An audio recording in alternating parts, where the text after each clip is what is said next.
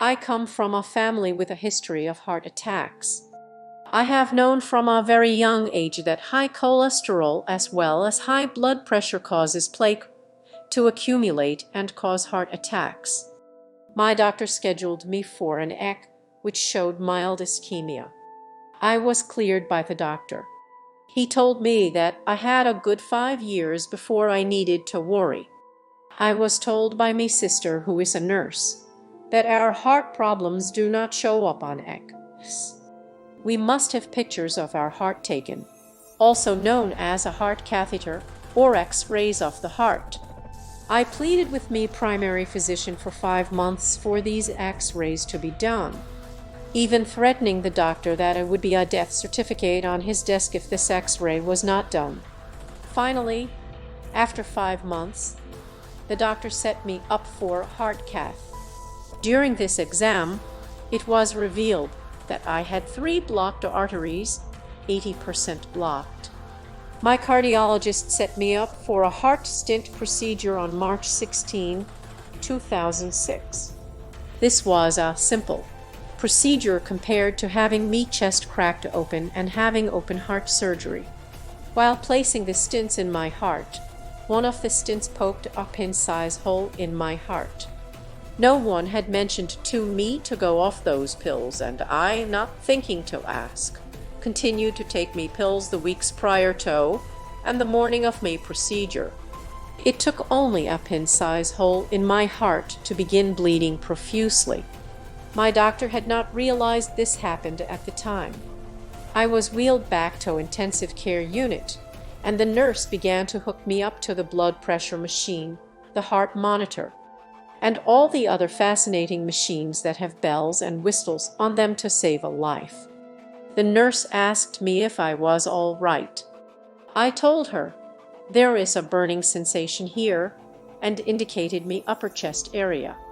Luckily, a friend of mine, who is a nurse, told me not to go into the hospital without a loved one by my side at all times.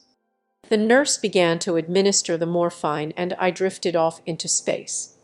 My eyes became dilated and my body turned grayish-blue and cold to touch.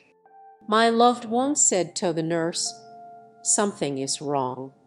The nurse at that moment noticed the blood pressure machine was indicating a reading so low it was off the chart. The nurse called code blue, and within moments, the doctor was running into the room hollering orders. My bed was tilted so that the blood would rush to my head, I suppose to prevent severe brain damage. The doctor ordered the defibrillator and the adrenaline. He rushed Daryl out of the room. The doctor placed a tube into a small incision in my upper abdomen, and over the next 24 hours drained 3 bags of blood off my chest cavity. It was lights out for me, literally. The last thing I remember hearing was, "Fight, fight, fight, stay with us." I was actually in total darkness, however. I was not afraid. I remember thinking, knowing, I am taking me last breath. I had such a feeling of peace. I can only describe it as a peace that passes all understanding. Shortly after that moment, I remember a light so bright and glorious after the brief moment of darkness. It was like when the body dies and that nanosecond before the soul appears before God. The darkness is in that timeless moment. I felt as though I were on a very dark stage, with the most brilliant spotlight on me. I knew I had died, and my soul was telepathically communicating with God. My soul began to pray, "Dear Heavenly Father," I thought, "I had done something to lengthen my life. It looks as though I have done something to shorten it. Please forgive me of any sin that might be keeping me from your presence." I remember all of this. At the moment I finished my prayer, I remember the most angelic face with the most beautiful smile coming right close to me face and saying, "You we going to be all right." To this day, I have no idea who that was. Was it a nurse? Was it an angel? Or was it me in the spirit form re-entering me body? Directly after that, I heard the nurse say, "Doctor, we have a pulse." After 4 days in the hospital and tracking me vital signs and making sure my blood was replenished, my cardiologist released me. The nurse told me what happened. This is her words. A pin-size hole occurred when the stent nicked my heart. My heart sac filled with blood and the heart could no longer beat. Due to the Plavix and aspirin, I went into cardiac arrest.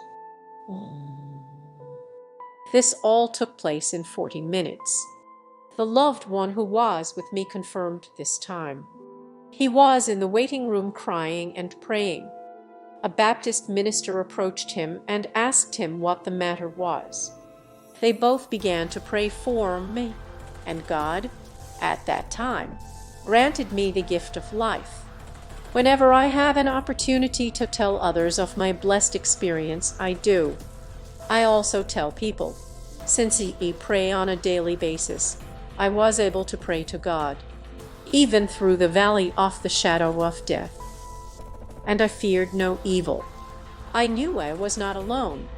I felt a love so great and comforting, I could only consider this a very awesome experience.